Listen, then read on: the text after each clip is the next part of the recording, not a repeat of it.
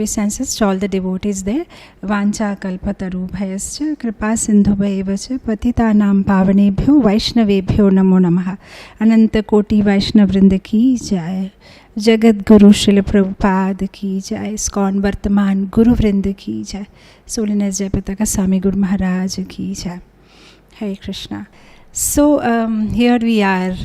We'll be discussing the Giriraj Govardhan Lila. It's early morning here in Vishakhapatnam. I just completed the Mangala Arati. This Damodar Mas we've been reciting Gajendra Stuti and the 12th chapter of the Bhagavad Gita and the Gopi Gita apart from Damodar Ashtakam. And every day we are hearing one pastime of a devotee of the Lord.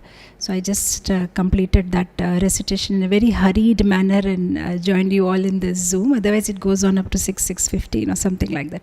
So I'm very glad to have all of your association today. It's a privilege and I'm glad when I take association of all the devotees. It's very inspiring for me also. To share and hear from all of you also. So I think I need to speak for an hour. So in very brief we will discuss about Govardhan Lila today. Govardhan Lila I think is one of the most popular Lila, not only for ISKCON devotees but I think around the world, even for those people who don't know much about Krishna. I think the 4 or 5 things that they know about Krishna is Ras Lila, very popular, and Makanchori Lila, that he steals butter, and Kaliya Lila, Govardhan Lila. These are some very, very popular Leelas. And for ISKCON devotees also, this is very near to heart. Especially this is one festival where there is no fasting, only feasting.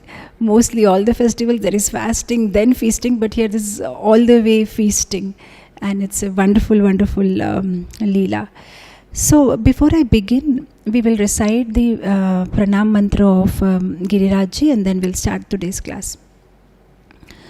Namaste Girirajaya Shri Govardhana Namine Asesa Kleshanashaya Paramanandadayine Giriraj Govardhan ki jai. So we are praying to Girirajji, Namaste Girirajaya, the Raja, the king of Giri, all the mountain. We are paying our humble obeisances to you. Namaste Girirajaya. Shri Govardhan Namine. Oh, you are named as Govardhan. Why are you called Govardhan? Because you do Vardhan, you do nourishment. Of whom? Of Go. Go is cows.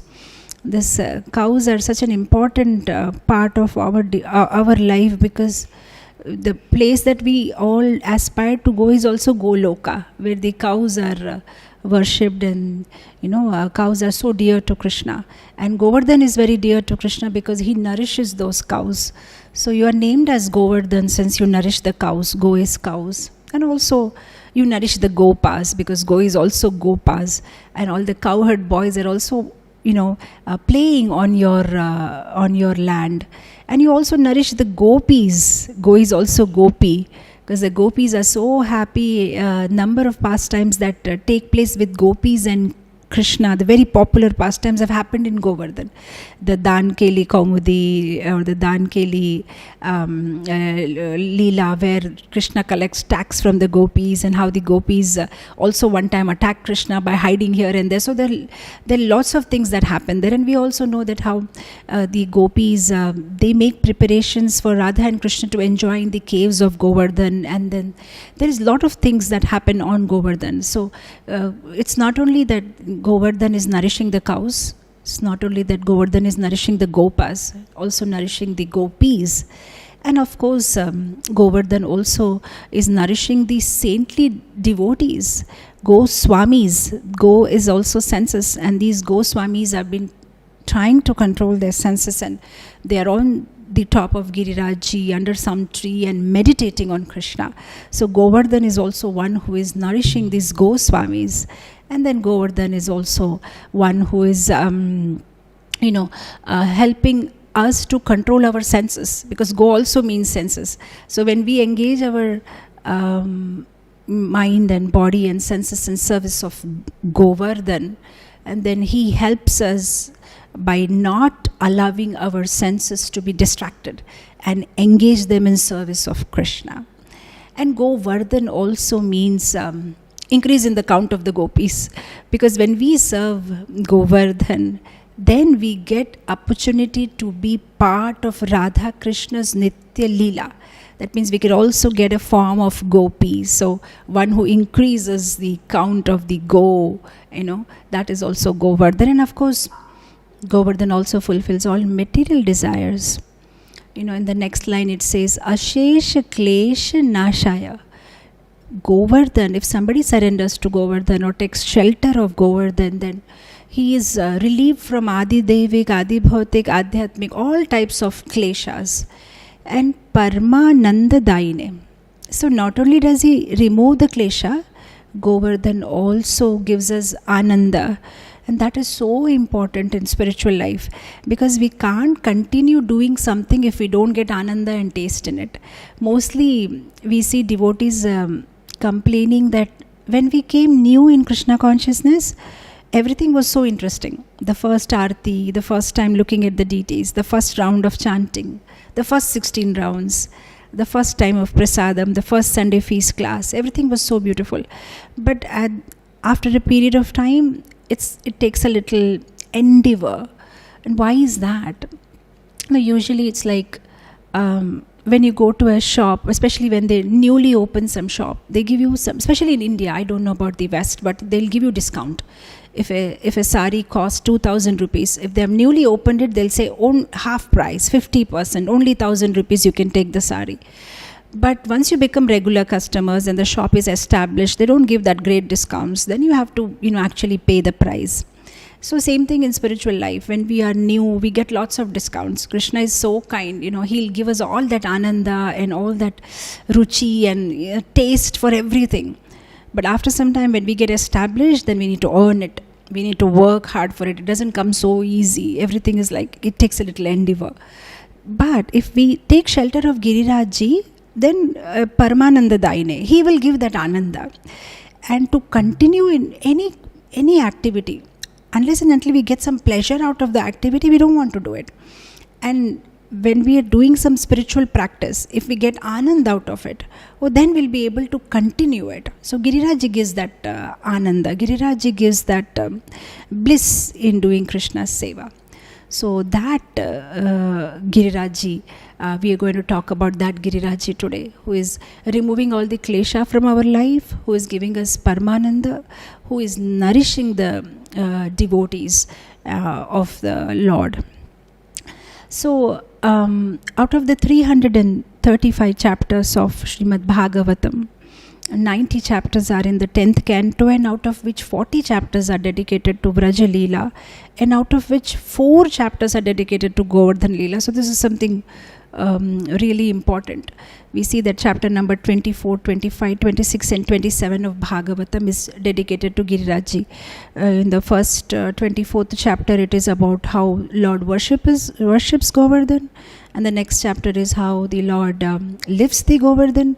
And then it's the feedback from Vrajavasis in the next chapter, how the Vrajavasis are talking about wonderful Krishna, how did he do this? Amazing. And then in the last chapter, we hear of how Indra approaches the Lord and begs forgiveness, does a wonderful stuti, and then goes back to his devotional service or job, what he is supposed to do. So these 4 chapters, and today our discussion is not only from Srimad Bhagavatam, but to enhance the Leelas and get into more rasa, we will be talking from Gopal Champu and Ananda Vrindavan Champu and Garga Samhita, where this whole Leela has been very elaborately described, the whole Govardhan Leela.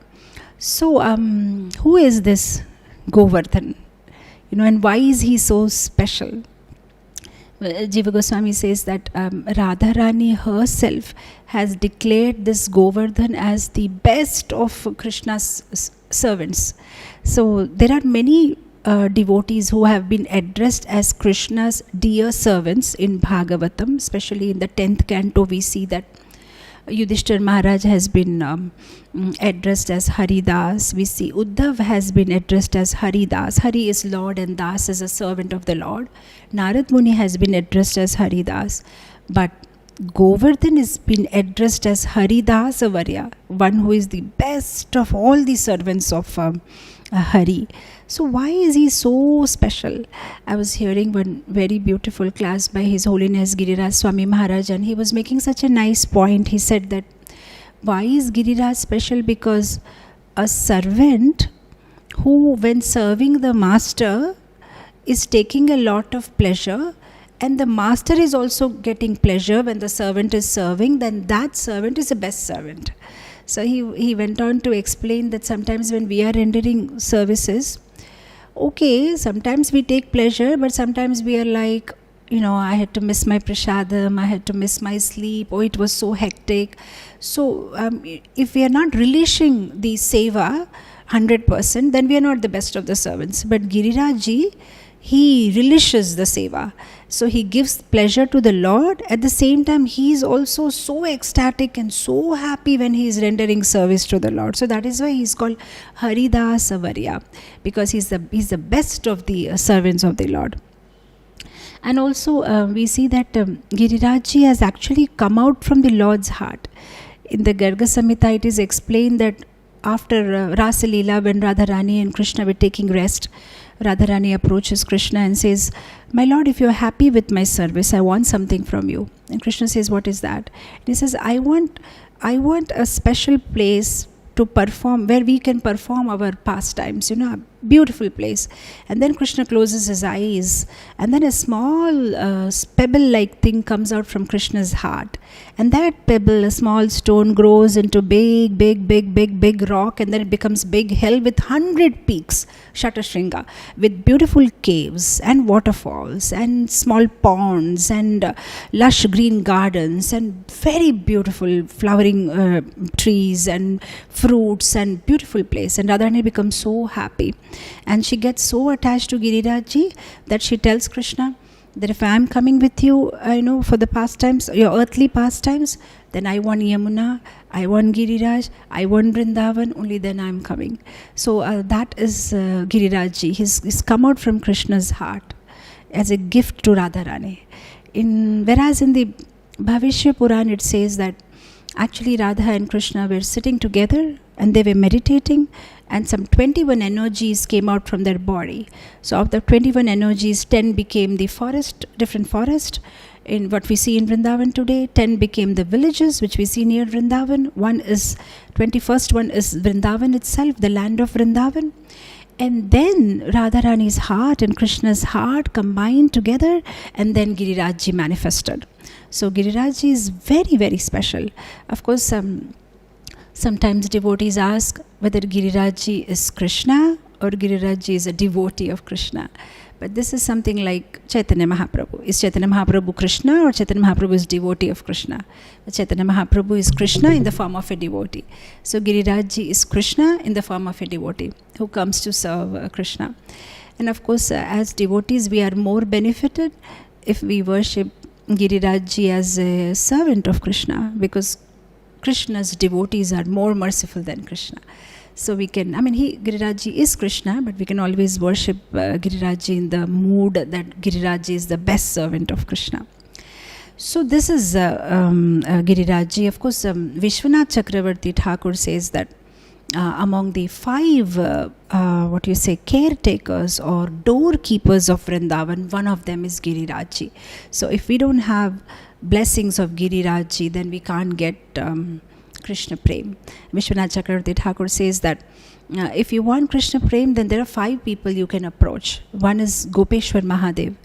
If you want to serve the lotus feet of Radha and Krishna, then he can give us entrance in service of Radha and Krishna. In fact, there are a number of devotees, if we see, in the history, who had actually approached Lord Shiva, and then that's how they got access to Radha and Krishna. Whether it's the famous Narsi Mehta from Gujarat, or even for that matter, so many devotees who have first worshipped Lord Shiva, and then Lord Shiva gives them access to Krishna. So Gopeshwar Mahadev is one. And then Vishwanath Chakravarti Thakur says Vrinda Devi. Vrinda Devi, and that is why Srila Prabhupada has introduced this Tulasi Puja in every ISKCON center, where every single day we are praying to Vrinda Devi, Radha Krishna Seva Pabo Ei Abhilashi. Oh, please give us the service of Radha and Krishna. So Gopeshwar Mahadev, Vrinda Devi, and the Guru Parampara, because the Guru Parampara that we see, they're all Manjaris, and they've all come here just to give us that taste and catch our hand and take us back home, back to Godhead. So when we approach Guru Parampara, Vishwanath Chakravarti Thakur in his famous Guru Ashtakam, in the Falashruti, he says that devotee who every single morning in the Brahma Muhurta takes bath and worships Sri Guru with this Guru Ashtakam, at the end of their life will go back home, back to Godhead, and get an opportunity to serve Radha and Krishna. So it's Guru Parampara, it's Gopeshwar Mahadev, it's Vrinda Devi, and then of course it is our Girirajji. If we approach our Girirajji, then he can give us shelter. He can take us back home, back to Godhead. So today in brief, we will discuss why does this Lila actually happen? Why did Krishna perform? See, there are so many things that Yogamaya does. She's the director of all the pastimes that are happening in Vrindavan. But the script writer is Krishna. He's the one who writes the script, what's going to happen when. So this whole Giriraj Leela has been actually orchestrated by Krishna. So what's the reason and why did he do that? So there are many reasons given by different acharyas. And of course, one very popular reason and very clearly visible is that Indra had pride. Krishna wanted to remove that pride. So he did this Govardhan Leela so that Indra becomes humble. And then of course another reason is very special and secret reason is that actually Krishna was once performing some pastime on the top of Govardhan. And Krishna takes service from everybody. Sometimes he's with Radharani, sometimes he's with Chandravali, sometimes he's with some other gopis. So one day Krishna was, going to the Kunj of Chandravali, and Giriraj sees that. So Giriraj catches hold of Krishna and says, "Hey, I saw you. You were going to Chandravali's Kunja." So Krishna says, "Don't talk about it. Let's forget about it. Don't say this to Radharani." And Girirajji says, "Well, actually I am follower of Radharani. I don't think I can hide facts from her. I'll inform her." Krishna says, "Don't do that. We can work out some arrangement." So Girirajji is not agreeing. So Krishna tells Giriraj, "Don't you love me?" So Giriraj said, "Well, I love you, but I love Radharani more. So the only thing that I can do is I can remain neutral. I won't talk about it, but you will still be caught." Krishna says, "How will I be caught?" He said, "Because of your footprints. Your footprints are going to Chandravali's Kunja, and Radharani is very expert. When she comes on the top of Giriraj and she's going to check, your footprints are going through Chandravali's Kunja." So Krishna says, "Can you help me wipe them?" And Giriraj says, "I don't want to be part of the crime." And then Krishna wonders what I should do next. So then he orchestrates this whole Govardhan Leela, where he has to lift the Girirajji for 7 days and 7 nights, and then there is continuous rain, and all those footprints of Krishna, wherever he has gone, are wiped out. So when Krishna actually lifts the Govardhan hill, he's winking at Giriraj and saying, "Look, my job is done." So now after 7 days, if Radharani won't make out where I went, and what happened. So that's one of the Tikakars, Acharya was mentioning this.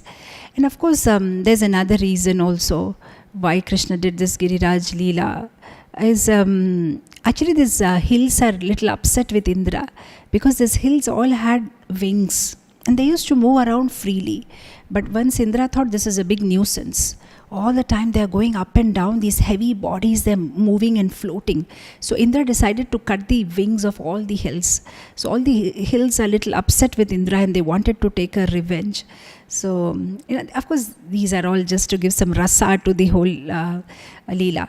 So then Krishna says, "Okay, fine, I'll take your revenge." So he humbles Indra by lifting the hills, whose wings were cut by Indra. That is one reason.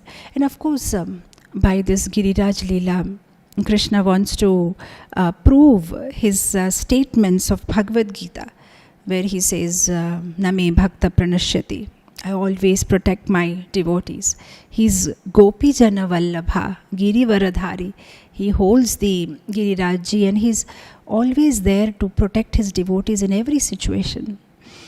Whereas some of the acharyas say the whole point of doing this Giriraj Lila was that Krishna wanted to reciprocate with his devotees. Because these gopis, they were always doing Surya Puja. Why were they doing Surya Puja and worshipping Shiva? Worshipping Surya Dev? Externally, when asked, they told their parents and mothers and grandmothers, oh, we are doing Surya Puja because we want to get good husband, healthy husband, young, good-looking husband.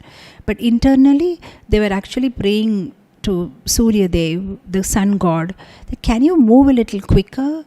Because if you move quicker, and if it's evening, then Krishna will come back after grazing the cows, and then we can have his association, and then we can have Ras Lila. So can you, increase your speed? That's the prayer they want to do to Surya Dev. And the Gopas are always worshipping the moon god. And externally, when asked, why are they worshipping moon god? They say, well, because we want good health. Because moon god is the one who gives rasa in all the plants, and he gives the taste, and also we just want a good health. But internally, what actually they are doing is they are negotiating with the moon god. Can you move a little faster so that the sun comes quickly, and then we go on grazing the cows with Krishna? So the gopis are praying to sun god and the gopas are praying to moon god. But basically everybody wants to be with Krishna 24 hours. So Krishna thought, how should I reciprocate with them and where they can become satisfied? So here he does this Govardhan Lila, where for 7 days, 7 nights, 24 hours, all the devotees are able to, be in his association. And this is the only Lila, Krishna Lila, where we see that Krishna is reciprocating simultaneously with all devotees in all rasas. Because usually either he is in Virya Rasa, fighting with some demon, or he is with Yashoda Maya, Vatsalya Rasa, getting tied in a Damodar form, or he is in Madhurya Rasa with the gopis doing Rasalila, or he is in the playing grounds of Vrindavan, Sakya Rasa, rolling in the dust with his friends. So he is like individually responding. But here in Giriraj Lila, we see he is simultaneously reciprocating with all the devotees in all rasas, because Yashoda Mata is there, and then the gopis are also there, Nanda Baba is there, and then the Sakhas are also there, and those who worshipped Krishna in the Shanta Rasa, the Brahmanas, and they are also there, and the Dasya Bhava, there are so many Gopas and gopis who loved him in Dasya Bhava also. They're like a servant of the Lord, even they are there. So simultaneously all the 5 rasa, Adan Pradan is going on, give and take is going on, and everybody is so happy. So that is one reason Lord did this Giriraj Lila. And of course another reason is Krishna is a monopoly God. You love him, then you only love him. He will not allow you to love anybody else. So he didn't want to encourage demigod worship. And my dear devotee should only love me and should only worship me. So he stops this Govardhan, he stops this Indra Puja and introduces Govardhan Puja. So we see, to protect his devotees, to reciprocate with his devotees, to kill the pride of his devotees, to encourage the prides of the hill who were humbled by Indra, and to also the Chandravali pastime. And then another very important reason or lesson for us as sadhakas is that the Govardhan Lila is very hope-giving. Because sometimes we may think, I did so many apradhs which I was not aware as a new devotee, or sometimes maybe knowingly, unknowingly, or so many things that we must have done in our past life. Will Krishna forgive us? Will we become dear to Krishna? Will we be able to come to that level? But when we see this Govardhan Lila, we see that how Indra, who apparently committed such a big Vaishnava aparadh, was forgiven by the Lord. Then we get some hope. Because actually Krishna's mathematics is very difficult to understand. If we compare this two Leelas, Brahma Vimohan Leela and Govardhan Leela, in both the cases, both the demigods have committed mistake. Whereas Brahma's mistake was a little smaller. He didn't want to kill the Vrajavasis. He just wanted to analyze whether he is Lord or not. But Indra wanted to kill them. Cold-blooded murder. He just wanted to murder the devotees. Whereas in Skanda Puran, it is said that about the 6 kind of aparadhas. The first offense is when you see a Vaishnav, if you don't smile, you're not happy on seeing the Vaishnav also, it's an aparadh. So when we read all those aparadhs, we are so much terrified. Oh, I don't want to commit any Vaishnava aparadh. But forget about smiling or being happy. Indra wanted to kill a Vaishnav. And not only normal Vaishnav, a Vaishnav, Vrajavasis who are the most dear devotees of the Lord. But Lord forgives Indra. And Indra did it for 7 days, 7 nights. Whereas if you see from the Brahma's point of view, what Brahma did was just for 1 minute. Brahma's 1 minute. For 1 minute he was mistaken. That is he God or not? Let me check. So he takes those cowherd boys and hides them. And then he sees, oh, Krishna has already manifested into different sets of cowherd boys and cows. So he puts them back. Just a minute of illusion. He understands his mistake. He asks forgiveness. But he's not forgiven. Or rather, Krishna was very strict with him. But Indra plans it. He has malice. He's envious of Krishna. Brahma was not envious of Krishna. It's just that he wanted to analyze, oh, is he really God? But this Indra became envious of Krishna and his devotees. And he wanted to kill them. But Krishna forgives Indra. So Krishna's mathematics is very difficult to understand. Whom he wants to forgive, what he's going to do. But at least we have hope when we hear this pastime that, okay, just like Chaitanya Mahaprabhu and Nityananda Prabhu forgive Jagai Madhai and Krishna forgive Indra, there is some hope for us.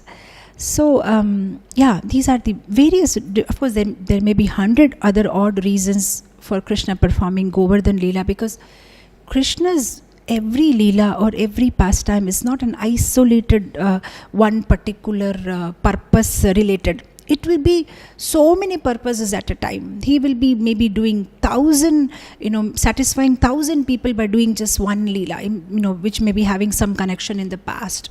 So, everything is orchestrated in a very, very class way when Krishna does something.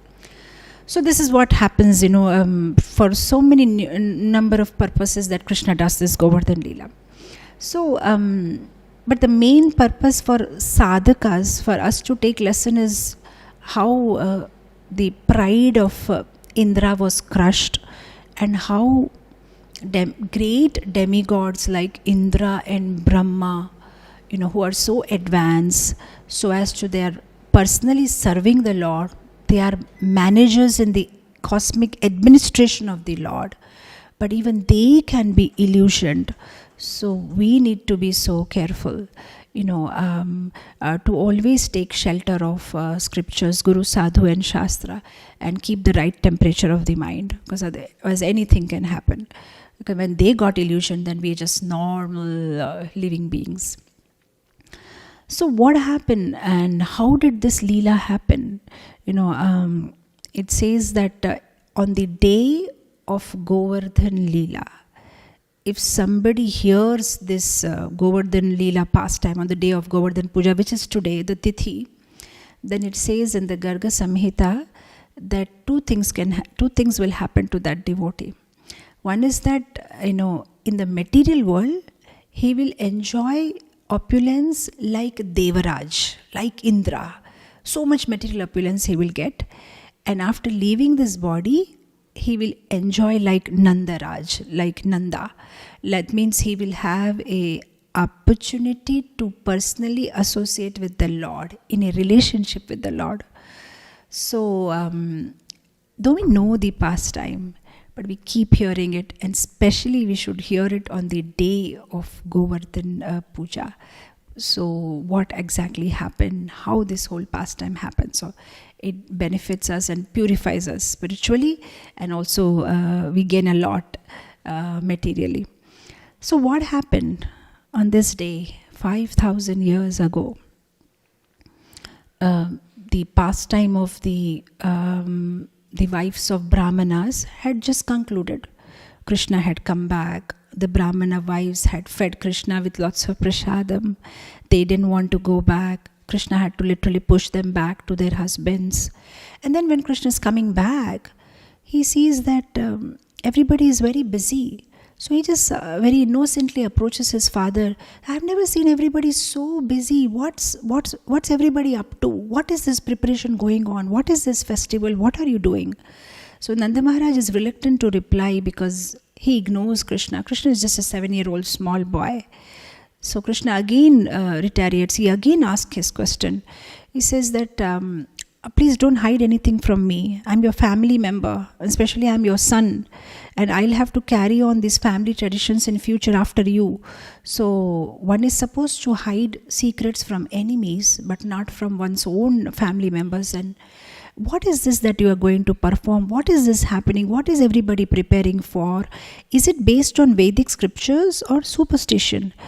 Are you doing it because it is there in the scriptures, or just because it has been passed on from your ancestors?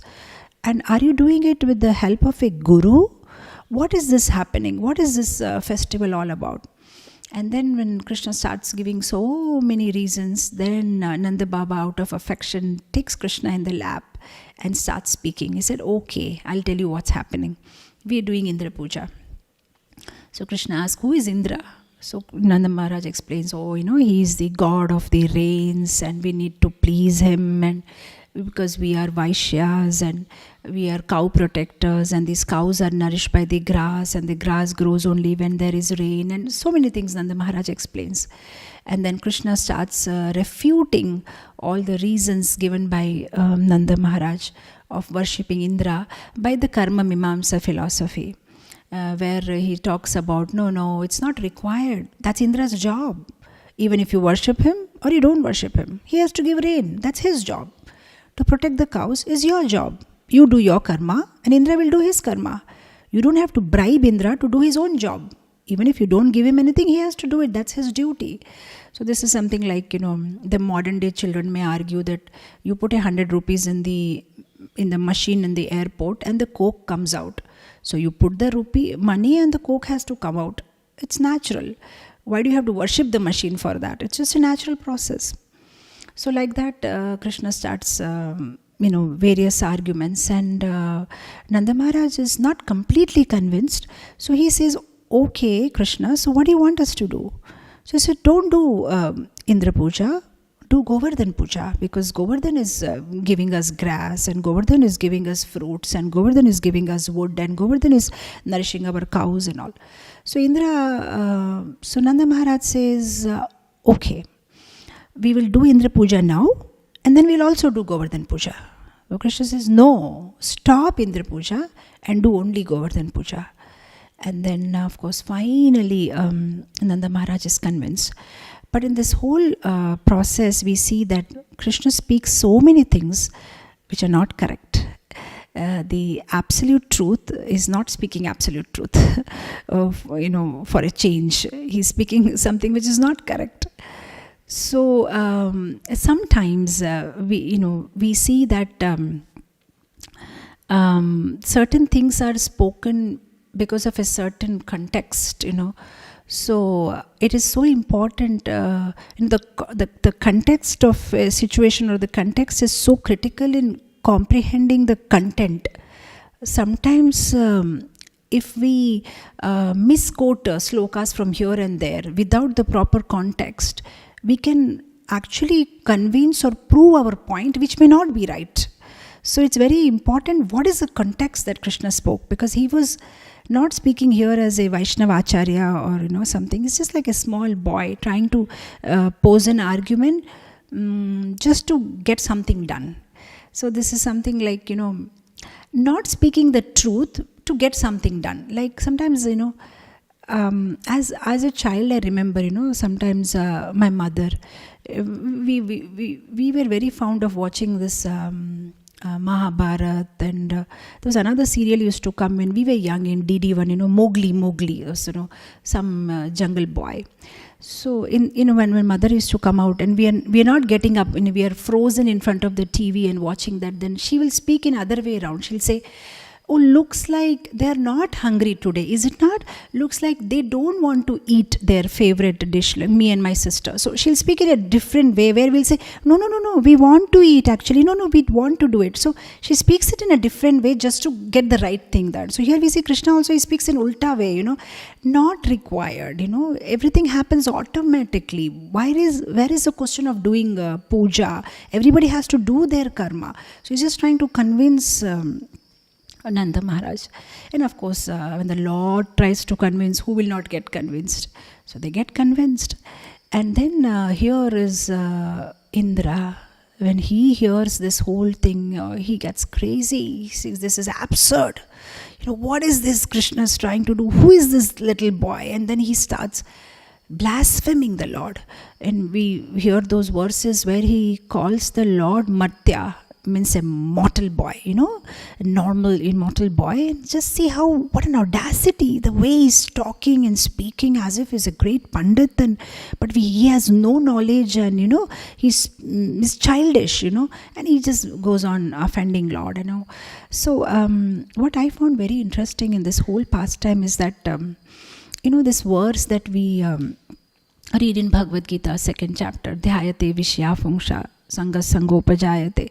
That whole process of how when lust creeps in, and then how anger arises, and then from anger, buddhi nashat, the memory becomes volatile, unsteady, and then how our intelligence becomes unsteady, and then how finally we fall down.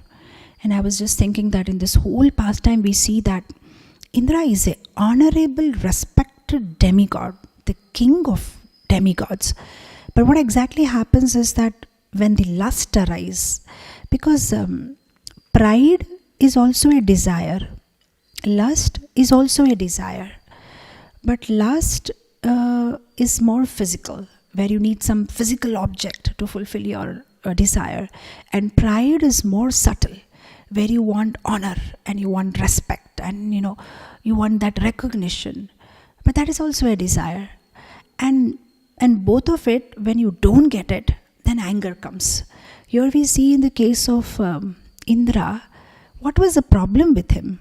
He didn't get respect. That's all was his problem. And with that, anger arose. And with anger, the memory became volatile, and then he lost his intelligence. And then he did something so grave. He did something so stupid. It was like, trying to kill the devotees of the Lord. Because buddhi nasha, he just lost his intelligence. So when you lose your intelligence, it's like in Hindi it says, vinasha kale viprita buddhi. You will start doing something very, very foolish. And then he lost the sense of proportion also. Actually, there was nothing wrong on part of Indra to become angry. It's normal and natural for anybody, for that matter, who is regularly respected. They expect respect, even for normal devotees also. Imagine a senior devotee who has been used to doing the Mahamangala Arti on Janmashtami midnight every year for years together. He has that honor. He does the Mangala Arti on the Janmashtami night, and suddenly one fine day he's told, you cannot do it. And somebody from the audience whom we never know their name also, hey, come on, you come and do it. Yeah, it'll hurt. What is this? What did I do? Why am I, deprived of it? Same thing happened to Indra. It was very normal and natural. Sometimes It's not because of our qualification, but because of repeatedly getting honor, one becomes used to it. And they start feeling that they deserve it. So here Indra regularly gets worship. And it was very natural for him to get angry that why am I deprived of this worship? Why am I deprived of the offerings? So what he could have done is, okay, go down there and talk to Krishna about it. So Krishna, you are stopping my worship, so that's all right. So what's the reason? Did I do anything wrong? Why am I deprived of my, my regular worship? And okay, if you want to worship Govardhan, that's fine, even I can join you. But the whole point is when he was deprived of it, he lost it. He was not sane, he's like, why am I, instead of having an introspection, he was like, why am I not getting it? I want it. This is like if that senior devotee was deprived of the arti, okay, he should feel bad about it, or he should maybe ask them, why did you do that? Or he can get angry. Even Indra could have get angry on the Vrajavasis and scold them, don't do this, or why do you doing it? But imagine that senior devotee, starts beating devotees or take a machine gun and I want to kill all of you because you didn't allow me to do arti. And that's what Indra wanted to do. He said, I'm going to kill you. That's it. Because you didn't give me offering. So it became unproportionate. And why did this happen? Disproportionate punishment because of lust. That greed for honor, he just lost the balance. And see, sometimes even as sadhakas, there may be some anartha inside our heart which we are not even aware of. But if Krishna is very kind on us, he'll make us aware of it. He'll somehow make such situations in our life where we'll get awareness of the anartha which is lying deep inside our hearts. Like in case of Indra, probably Indra also didn't know that he had so much pride, because all the situations in his life was very conducive. He was the head of the demigods and all the apsaras were dancing and everybody was respecting, and he had a comfortable life. He was a respectable person, respected by everybody. But suddenly one fine day when he doesn't get respect, then he understands that he has a craving for respect. So sometimes when we get something very easily, we think we are nice Vaishnavas. Actually, we are so nice and kind and humble. But when we are actually deprived of something, then the real us comes out. It's like provocating situations. That's why you see, if you want to know a devotee, we have to see him during provocating situations. How is his reaction? What does he do? So the provocating situations, they introduce us to us, and they also introduce us to others. Sometimes we also don't know ourselves. The way we put a mask around people, and the way we want to show what we are, sometimes we cheat our own self. By continuously being a hypocrite, we also forget actually what we are. Of course, hypocrisy may not be the right word. Sometimes, in a positive way, even if devotees have certain agitation, certain urges, they try to control themselves.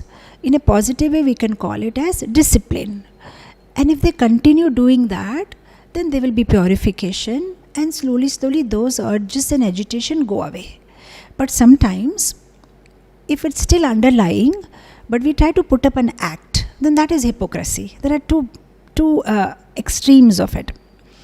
But what happened here is, even Indra didn't know that this is there inside him. When a provocating situation came up, then that dark side of him came out. He could not control his anger. Why didn't I get respect? So even if there are some dark sides inside us which we are not aware of, then when we are put into provocating situations, they will come out. Dark side everybody has, but how dark it is, that we can know only when certain situations we are put in, Otherwise, we will think we'll pass ourselves in with good marks. So I'm fine and I'm okay. So here, Indra had this dark side which he was not aware of. And Krishna was so kind to make him aware of that. If Krishna loves us, then he'll make us aware of that. somehow or the other. In our lives also, sometimes we see there are so many obstacles that we face, but if we actually deeply analyze them, every obstacle or obstruction that we have faced in our life actually introduce us to so many aspects or dimensions of our personality that we don't know. For example, suppose if we are put in a situation and we could somehow maintain a balance and we didn't get agitated and very peaceful we passed it, then that is also a good sign. We come to know about ourselves, oh okay, so I have that capacity, I can tolerate. Or if we were not able to tolerate, then also there is an introduction to ourselves, oh okay, so oh this is my weak point, oh this triggers me, oh this I can't tolerate, oh this is my problem. So it helps us to know ourselves better. And this is what happened here. So Krishna loves Indra, so he made sure that Indra comes to know that, look, this is the anartha and you need to work on it. Sometimes I feel that if there is no such provocating situations in our life and we keep going, we'll always assume that we are okay, we are fine, we are okay, we are fine, and the underlying disease may keep growing and we'll be never aware of it, and then it may come to the last stage, cancer. So at least Krishna is kind that, sometimes he makes certain situations wherein we get a scan of ourselves and we understand, okay, this is first stage cancer, and we start taking medicines, or we start taking proper precautions. So he did this to Indra, and now Indra knows, okay, fine, this is the anartha he has in his heart.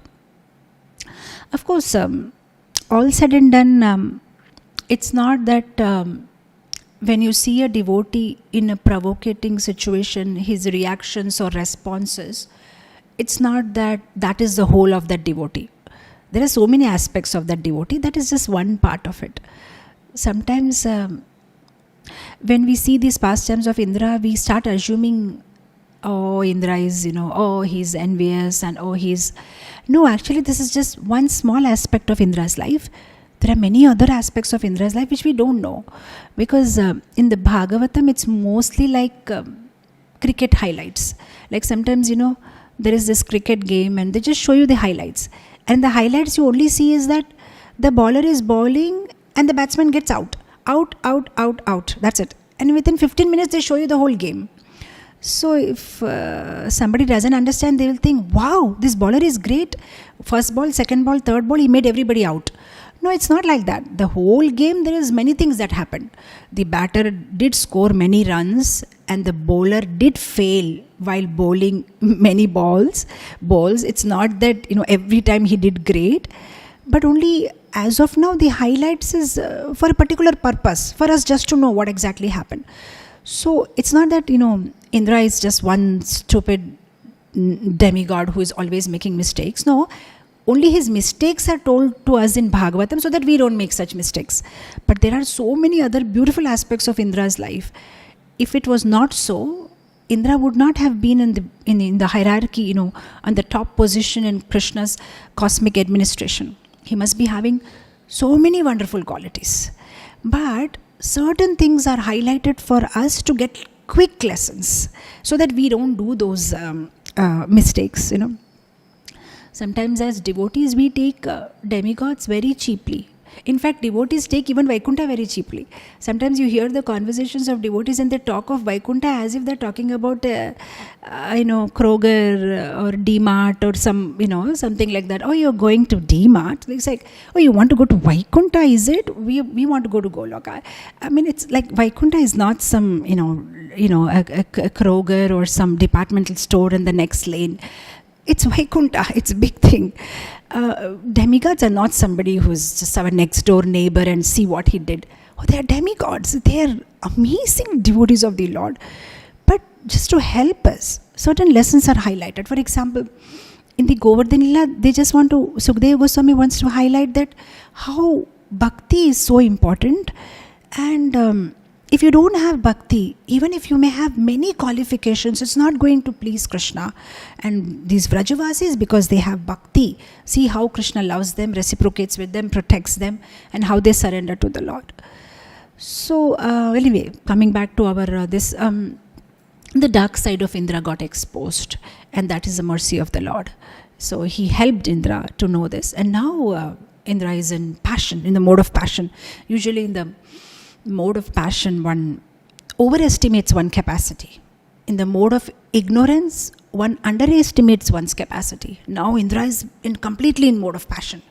And he's like, oh, I'm going to destroy everybody. What is this? What is this Krishna talking about? He's asking his parents to do this Govardhan puja. So he's getting all upset. See, of course, actually this lust, anger, greed, all those anarthas are there in the demons also.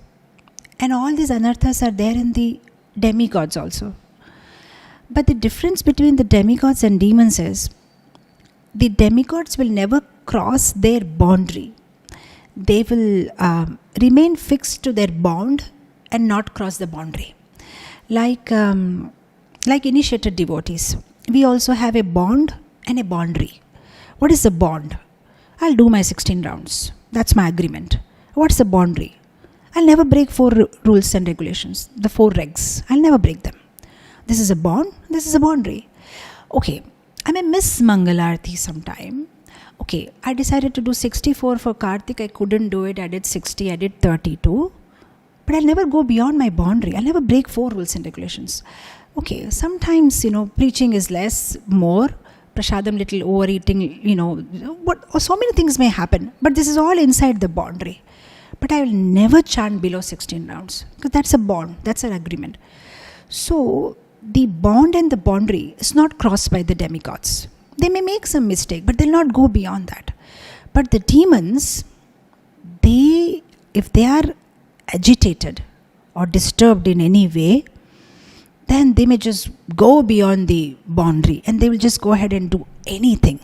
So that's the difference between demigod and demons. And we also have our bonds and boundaries, and if we cross them, then we become demons.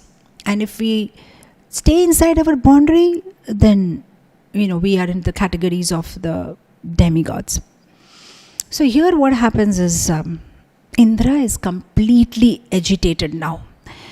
And we can understand that Indra will be agitated because if Krishna wants to provoke somebody, what can be said? When normal human beings in this world are so expert, sometimes we see some people are so expert in provocating. According to science, a human being has 1 billion nerves, and some people looks like they have a PhD on agitating all the 1 billion nerves in us. The way they talk and speak, and we get all angry and upset. So normal human beings have that expertise in provoking somebody. If the Supreme Lord decides to provocate somebody, then what is to be said? So Indra gets completely provoked and oh, what is this? Meanwhile, Krishna is humbling him in such a way. It's not that Krishna said, stop Indra Puja, let's do Varun Dev Puja, let's do Agni Dev Puja. He said, stop Indra Puja, let's worship this stone. This is very big insult. And he didn't even say that, okay, let's do both of their puja. He said, stop and do this. And this is something like, imagine we are making prasadam and a devotee is eagerly waiting to take prasadam. And suddenly another devotee comes. And now we say to the cooks, don't serve this devotee prasadam, serve the new devotee who has come. Now this will be too much. I've been waiting for prasadam. Okay, you give the new devotee, give me too. He said, no, you'll not get it. Only he'll get it. So this is what happens with Indra. And now here Krishna is motivating all of them. Come on, let's do a grand Govardhan puja. So we should read Garga Samhita to get this, the whole elaborate explanation. The way they did the Govardhan puja, Krishna inspires everybody, and they fill the bullock carts and they dress themselves in beautiful way, and then there are musical instruments and all the gopis and the gopa balakas and the elderly gopas and the brahmanas are doing Shashti Vachan, and the cows and the calves and the bulls, and everybody in a procession goes to Govardhan. And then they're all clueless because they've never done this before. So they ask Krishna, what do you want us to do? Oh no, nothing. Just offer everything to Govardhan and he'll take it. So they just offer it. And then Krishna himself manifests as Govardhan, and he has his eyes, nose, and everything is seen with 2 hands. And the Vrajavasis are like, doesn't he look like Krishna only? Same kind of nose and eyes, and they're trying to analyze, and Krishna says, don't look there, just do pranam. Govardhan has very kindly manifested in person. So instead of, analyzing him, just do pranam. So everybody pays obeisances. And then Krishna, who is, now manifested as Govardhan, extends his two hands and accepts all the offerings that are made by the Vrajavasis. And after accepting all the offerings, he gives it back. And then the Vrajavasis worship the cows, and then they do parikrama of Girirajji, and then whatever foodstuff that was offered, they give it as prasadam to everybody, even chandalas or dog eaters, or everybody was given prasadam.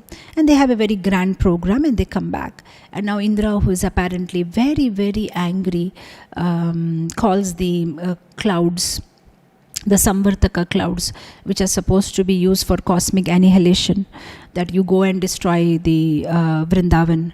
And these clouds are also amused. Really? You want us to do that? This is not the time. And he says, no, just go and do what I'm asking you to do. So the clouds, they're helpless because it's order from the master. So then they all go and they, of course, Indra sends 7 kinds of wind and very horrifying thunderbolts and very scary lightning and storms and torrential rains, and the whole Vrindavan is getting flooded. And now, of course, the Vrajavasis, they run to Krishna. Oh, Krishna, please protect us, Krishna, Krishna Mahabhaga. And this is such a nice point for the sadhakas, that no matter what situation in our life, we should always run for shelter only towards Krishna. Only He can protect us. Those who are intelligent devotees, they will do that. We see that in Bhagavatam. Though Uttara, when she saw that Ashwathama's arrow is coming towards her womb, and though her father-in-laws were present, who were very powerful, like Arjuna and Bhima, but she never approached them, and she approached Krishna. So the Vrajavasis, they just run and take shelter of Krishna. I remember when I got newly married, whenever anything happens, let's say maybe while opening the door I hurt my elbows, or let's say maybe I tripped, or let's say I'm cutting some vegetables or something happened, the first thing that used to come from my mouth is mama. I don't know, I think it naturally happens when you are young. Anything happens, mummy comes up, you fall down. And my husband used to regularly tell me, why does mummy comes out, why not Krishna come out? It took me many years. I'm talking about 25 years ago when I was newly married. It took me some time and conscious repetition and replacing. No, I have to remember Krishna if I get hurt or anything. Now it comes naturally, but it took some time. Devotees has to practice it. No matter whatever happens, little thing, Krishna is the word that has to come out from our mouth when we are hurt, or because unless and until we practice it, that even unconsciously Krishna's name comes out, then only the whole then only will be that is a success of our devotional practice. Because we don't know when the death comes how our situation will be. Will we be able to remember Krishna or not? So for every small problems and every small little thing, whether we are coughing or sneezing or yawning or whatever, Krishna has to come out from the mouth. We have to practice it, and then it will come naturally. So for Vrajavasis, it comes naturally. For everything, they are Govinda, Damodhar. There is this very beautiful verse in Bilva Mangal Thakur's Govinda Damodar Stuti. It says, Shri Krishna Govinda Hare Murari He Nath Narayana Vasudeva Jibbe Pibasvamritameetadevam Govinda Damo Dharmadhaveti Govinda Damo Dharmadhaveti. The Vrajavasis very naturally for everything, Govinda, Damodhar, Madhava. Just this comes out for them very naturally. whatever they are doing, only Krishna's name comes out. In fact, they are so much Krishna conscious that then these gopis, they go out for selling butter and curd and yogurt and ghee. Instead of saying that take some butter, take some ghee, they say take half kg Govinda, please take fresh Damodar. Only that is coming out from their mouth. And Bilvamangal Thakur says that, in fact there's another bhajan of Narsi Mehta also. He says that, oh, how innocent these gopis are. Narsi Mehta says, Bholi re bharavadana harine vechava chali Sodasahasra gopino valo mataki madhari Bholi re bharavadana harine vechava chali. He says, oh my God, the Lord of these 16,000 gopis is put in a pot. The gopis are so innocent. They are vechava chali. They are selling Krishna. Take half kg Krishna, take 1 liter Krishna, take 2 liters Krishna. They are so Krishnamay. So these Vrajavasis, they just approach Krishna. Krishna, help. Oh, immediately Krishna lifts the Govardhan. He runs to the Govardhan and then he lifts it with his left hand. Of course, not only left hand, the little finger of his left hand, and not only little finger of the left hand, the nail of the little finger. The whole Govardhan is resting on the nail of Krishna's little finger. And then we know how he holds it for 7 days, 7 nights. And then we know so many things happen below Giriraj. It was not that it was some dirty place because the hill is just lifted. There may be some creepers and some snakes and some insects. No, it was beautiful. It was lush green and there were crystal clear ponds and waters and there were places to stay and the places to cook. And it was like a whole beautiful village inside. There were places for the cattle and there was fresh green grass and all the arrangements were there inside. And Krishna is reciprocating and giving sidelong glances to Radharani and the gopis, and Mother Yashoda is happy and the Sakhas are happy and they are joking, and Madhu Mangal is joking with Krishna. Don't think Krishna is lifting. I'm just standing next to him and chanting all my Brahman mantras, and that's giving strength to Krishna. And Mother Yashoda is like, what is happening, Krishna? You must be tired, And meanwhile, Krishna is looking at Radharani, so he's shaking. And because he's shaking, Mother Yashoda is thinking that Giriraj is becoming heavy, probably. So she starts getting angry on Giriraj. And this is what Vishwanath Chakravarti Thakur says. She says, I'll curse you, Giriraj. If you become heavy, don't you have mercy on this little 7-year-old boy? Why are you becoming heavy? So Giriraj just goes up a little because he doesn't want to, put his weight on Krishna. So Krishna is very proudly, lifting it, and he just wants to show everybody, especially his girlfriends. But to their amazement, they see Giriraj is actually floating, and then Krishna has to time and again put his finger to show that actually it's me who's carrying Giriraj. And he tells Giriraj, why are you doing this? Why are you going up? Stay there on my finger. And Giriraj says, but well, I'm just afraid of your mother. She may just curse me. She doesn't know that you are shaking not because of weakness, but because of looking at Radha Rani. So of course so many things are happening there, and we need another 1 hour to complete that. How so many things, so many talks are happening, and out of all that, the gopis are telling Krishna, it's not you who is lifting, actually it's Radharani. And Krishna says, what is this? Come on now, I am lifting it. So no, you are maybe lifting Giriraj, but Radharani is lifting you in the heart. So she is actually lifting the whole burden with you and the Giriraj.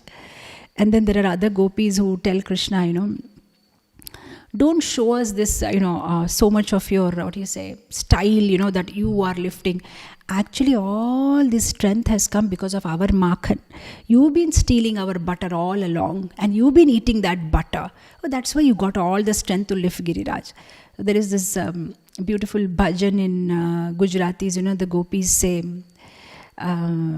नंदना कुंवरता में न करो बढ़ाई मोटा थया मारो माखन खाई. Says that don't show it off. All the strength that you got is because of that butter I made.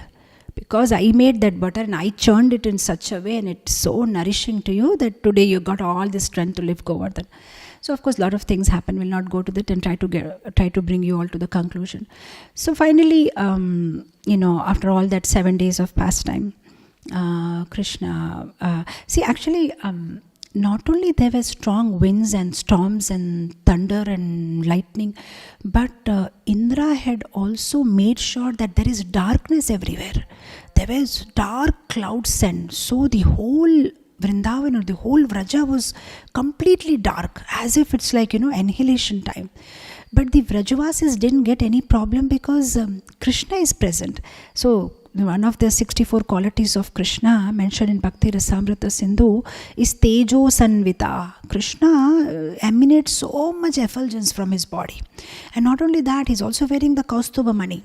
So there is light everywhere. And not only that, there is this devotee of Krishna, Surdas, a blind devotee, who has written so many beautiful bhajans.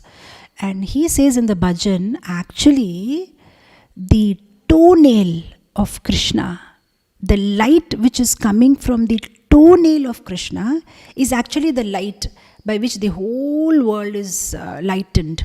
Otherwise, the whole world will go into darkness. So, he sings a very beautiful bhajan. He says, Dridaina charanana kero bharoso, Dridaina charanana kero, Shri Vallabha Nakha Chandra Chata Bina Saro Jagandhero. And then he says, Shri Vallabha Nakha Chandra Chata Bina. Vallabha is dear, our Lord. Shri Vallabha Nakha Chandra Chatabina. Just his nail is giving the light by which the whole world will be lightened. Otherwise the whole world will be in darkness. And of course bhajan goes on where, of course, I don't want to get into that. Okay, so then here it is. So here finally Krishna, the reporters, the journalists, when Indra asked them a report, so what's the report from Vraja? How many dead bodies, how many died? And the reporters say, well, we're not able to calculate the bodies because we see the whole Vrindavan is empty. So then there's some more reporters sent down there and they say, well, actually, we are seeing something very weird. A hill is floating. And then there are some other reporters who come and say, well, actually, there are people under the hill. And then they're very happily playing games and eating and sleeping and making merry. And then Indra realizes, oh, what is this? I tried my best and I couldn't do anything to this Vrajavasi. So he personally comes on his Airavat and he tries and all. But nothing works out. And Krishna had made such an arrangement that above the Govardhan hill is the Sudarshan Chakra. The chakra is moving so fast that the water is not allowed to go on the Govardhan. It's just flowing sideways. And then Krishna had Anantasesh, who was like a boundary wall. So the water doesn't even come below Giriraj because there are walls everywhere made by Anantasesha. So he was all very well protected and they were all very, very happy inside. In fact, Vishwanath Chakravarti Thakur says that not only the Vaishnavas below the Govardhan, even above the Govardhan, nobody was disturbed. Not even a leaf from a tree of Giriraj was damaged. And Kumbhaj Rishi was there. Now, I'll very quickly tell you the pastime of Kumbhaj Rishi and try to close this session in another 5 minutes. I've already gone over time. But this pastime I want to share. This is very interesting and very humorous. Actually, we all know that Lord Shiva gives amazing Bhagavatam classes and it's very motivating. And Parvati Devi is the best audience because she asks the right questions. So once Lord Shiva was giving a class on Vaishnava Seva, and Parvati Devi was so motivated. Shiva was saying that Krishna is pleased only when we serve Vaishnavas and Krishna eats only through the mouth of Vaishnavas and all the Bhagavatam quotes. So the next day, Mother Parvati tells Shiva that I'm so inspired by your class. I've decided to serve Vaishnava. I've decided to invite Vaishnava for Bhojan, for Prasadam. Shiva says, wow, that's very good. You should feed the Vaishnavas. So who is that Vaishnava whom you have invited? She says, Kumbhaja Rishi. Shiva says, what? What did you do? You should have asked me. I would have given you some counseling. why did you, invite Kumbhaja Rishi? Parvati Devi says, what's wrong with him? Shiva says, no, nothing wrong with him, but it's very difficult to, satisfy him because he has a big appetite. Parvati says, oh, come on, I have 1,000 cooks and 500 helpers and 1,500 servers, and I have all the arrangement. I can make sure that, Kumbhaja Rishi is satisfied. Don't worry. Shiva says, all right, I don't worry, but don't call me if you are put in problem. I'm going up, for my meditation, and you sort out, this is your problem. So Parvati Devi says, oh, come on, don't worry, I'll take care of it. So, as planned, Kumbhaja Muni comes for lunch, and Parvati Devi is very happy. She's made number of varieties. So, you give a choki, small stool, and then she puts the leaf, green leaf, and now she starts serving. So as she comes to serve to Kumbhaja Rishi, the usual thing when we serve somebody, we put little, and then a second helping, and then a third helping, and then, usually the devotees are like, no, I don't want any more, and we are like, no, come on, Prabhuji, you have to eat, come on, take little more. This is how it happens. But in this case, as soon as she puts a little and she's asking, shall I put a little more, very sweetly. And Kumbhaja Rishi says, what do you mean, little more? Put the whole bucket. Don't ask me this little. Come on, put the whole bucket. I'm going to eat the whole thing. And Parvati is like, really? You want me to put the whole bucket? Yeah, come on, put the whole bucket. So she just puts the whole bucket of sabji, the curry, and the whole bucket of rice, and the whole bucket of dal. And by the time she empties the bucket and goes to the kitchen and comes back, the plate is clean. He's already eaten. She gets worried, my God, what is this? He has a voracious appetite. And then now the whole drama starts. One by one, the buckets are coming and pouring, buckets are coming. And everything is exhausted. And Kumbhaja Rishi is like, come on, bring more. And now Parvati is like, where is my Lord? And Shiva had already told her that don't you involve me and don't you call me into this. Now she didn't know what to do. So she calls Krishna. Oh, Krishna, please help me, and I am in big mess. Here is a Vaishnava in my house and I am not able to satisfy. There's nothing left. So Krishna says, come on, don't worry, I'll help you.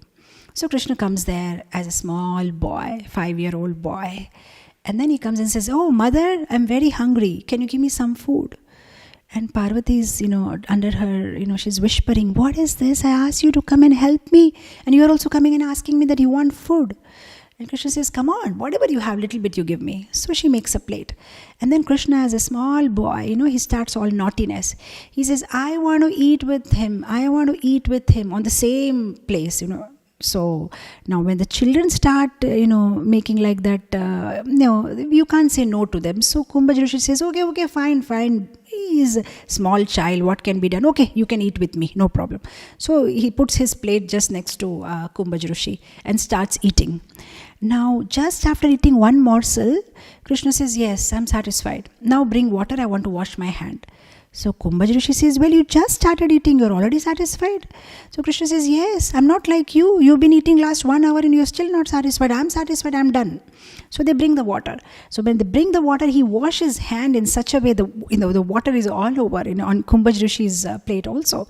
And the usual system is when we are eating with somebody, when one person gets up and washes hand, everybody, that's why, when we are eating with somebody, we all wait for everybody to finish. That's the etiquette. You don't go and wash hand before everybody in the table finishes. So now Kumbhaja Muni has to get up because the water has been poured and the hand has been washed, and they're on the same choki, the same table. So then Kumbhaja Muni gets up and he also washes hand. And then Krishna shows his form. Then Kumbhaja Rishi says, well, my Lord, you're not fair to me. First of all, you didn't allow me to eat. I wanted to eat some more. Okay, no problem. You didn't even allow me to drink water. I wanted to drink water. At least after prasadam, one is supposed to drink water. But after washing hand, he doesn't take water. So you have kept me bereft of water also. Then Krishna says, come on, don't worry. I'll give you a lot of water. I promise you this. Not now, but I'll make sure that you get a lot of water to drink. So now when Indra is pouring all this rain and Krishna is carrying this Giriraj, he immediately calls Kumbhaja Rishi, come on, come. I'll give you all the water that you want. So Kumbhaja Rishi becomes very happy. He is there standing and drinking all the water which is coming down from, Govardhan. Is like from the Sudarshan Chakra flowing over Govardhan and right into Kumbhaj Rishi's mouth. So that is why after some time, Indra sees that there's no water. The whole Vrindavan is dry, and so he's just asking his clouds, what happened? Why aren't you, why did you stop, the rains? And they said, well, there is no more water left in our store. So Indra is saying, come on, now put the motor on and start the switch and get the water again. And they said, well, there is no power supply, because Krishna is the whole power who gives all the energy, and Krishna has cut the power supply. So he said, there is no more water, there is no way we can generate any more water. And finally, when he is defeated, then it comes to Indra's mind, oh, what did I do? I have been so foolish. Here is a Supreme Personality of Godhead. What did I do? Now he is very guilty. He doesn't know what to do. Immediately goes for counseling to Brahma. Brahma, what should I do? Brahma says, all right, it's happened. Now go and ask forgiveness. So take Surabhi with you, and then that will help you. So then Indra takes Surabhi and then approaches Krishna after 7 days, 7 nights, after Vrajavasis go back to home, and then Krishna is alone in the forest, and then Indra and Surabhi approaches. So first Surabhi approaches, and Krishna is very happy on seeing Surabhi, and then Surabhi recommends, oh, here is Indra, he wants to say something to you. And then Indra cries and then does the stuti, how foolish I have been. And Krishna forgives him. And then Krishna says, it's all right, now go back. Now go back and continue your seva. I don't want to take your seva away. It's just that I wanted to remove that anartha from your heart. And I thought that was so beautiful, that this is one quality of Krishna, is that he doesn't want to, he just wants to change the disposition of the mind. He doesn't hate us. He hates the anartha in us. He just wants to remove that, So that's what he did to Indra. He said, I don't want to take your position. I just want to change your disposition, just go back, and continue your service, Actually, Krishna is so powerful. He's so merciful. He can give the whole world to us. But if we don't have the right disposition, then we may take the whole world and leave Krishna and go away. So that's why Krishna is very kind. As a devotee, apart from whatever things we may sometimes ask Krishna for in our material situations, we should also ask him that along with all the material facilities that you are providing us, please also give us the right disposition. Otherwise we'll lose it, in the midst of all these things, we'll lose the purpose of life. So this is what happens to Indra, and then Indra is humbled. And it's not that Krishna wanted to humiliate Indra, he just wanted to humble Indra. Krishna is very kind. Whenever he so-called punishes the devotees also, it's only for their rectification. Krishna just wants to help them rectify. He doesn't want to cause pain to them. Krishna loves us more than we love ourselves. And every time that we go through difficult situations, it's he who is more in pain than us. But just like a surgeon has to cut the stomach, just like a doctor who has to give an injection, Krishna has to sometime, make such situations in our life where we are corrected, even though a little pain, but then, rest of it will be beautiful. So kind of Krishna. And that's how the Govardhan pastime ends, and everybody's happy, back to their houses and back to their services. So Govardhan is very, very special. In fact, I was just reading yesterday one passage from Garga Samhita that simply talking about Govardhan purifies, simply hearing about Govardhan, simply seeing Govardhan. In fact, even if somebody is doing 5,000 years tapasya in Kedarnath, is not equal to just seeing Govardhan once. Or even if somebody has a desire, they have not seen Govardhan, but just a desire in the heart that I want to see Govardhan, they are purified. Even if somebody does 1,000 vratas of Janmashtami, staying, fasting on Janmashtami, 1,000 years, that is also not equal to just seeing Govardhan once. So that's the Mahima of Govardhan. Whether you are on Ram Navami, you are at Ayodhya, or on Krishna Janmashtami, you are at Mathura, it's not equal to seeing Govardhan once, or touching Govardhan once, or doing parikrama of Govardhan. Our previous acharyas have also emphasize so much on the importance of Govardhan Puja, Govardhan Parikrama, and taking shelter of Govardhan. We see Bhaktisiddhanta Saraswati Thakur in his last days, the 46 days that he was ill, he was every day chanting Govardhan Ashtakam, and the Chatak Parvat in Puri, he was meditating it and on it as Govardhan. In fact, Bhaktisiddhanta Saraswati Thakur also gave Giriraj Shila to one of his disciples who was going to England for preaching. We know how our dear Srila Prabhupada was so attached to Giriraj Govardhan. He had Govardhan in his briefcase, and he had taken 3 Govardhan Shilas to the US. And we know at the fag end of his life, he wanted to do Govardhan Parikrama. And then Tamal Krishna Maharaj and others had to stop him. Then he said, okay, you do it on my behalf. And even till today, Srila Prabhupada Disappearance Day, Srila Prabhupada's Archa Vigraha is taken on Giriraj Parikrama. We know even how Chaitanya Mahaprabhu worshipped Giriraj Shila, and he gave it to Raghunath Das Goswami. We know how Raghunath Das Goswami, Vishwanath Chakravarti Thakur, they wrote bhajans, Govardhan Ashtakam, glorifying Govardhan. And we know how our dear Sanatan Goswami, even at the age of 91 years, he was doing Govardhan Parikrama, and then Krishna had to stop him. Baba, now stop. I'm giving you this stone which has my footprints, and you just circumambulate it for 4 times, it's enough.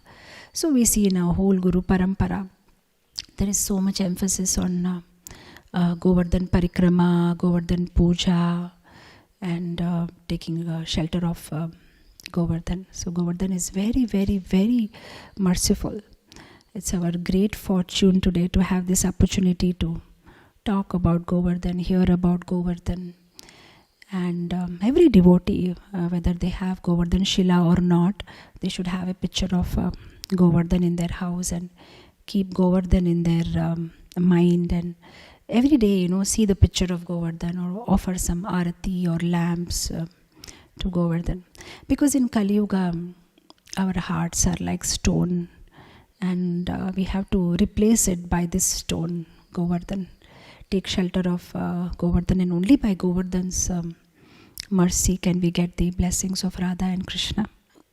So with this, I'll end it here. Thank you so much. I think I went half an hour beyond my time. Thank you so much, dear devotees, for patiently giving me a hearing. Giriraj Govardhan ki jai, Jagat Guru Srila Prabhupada ki jai. Hare Krishna. Krishna, Krishna, Krishna lage. Sab Krishna, Krishna, Krishna lage. Sab Krishna, Krishna, Krishna lage. Sab Krishna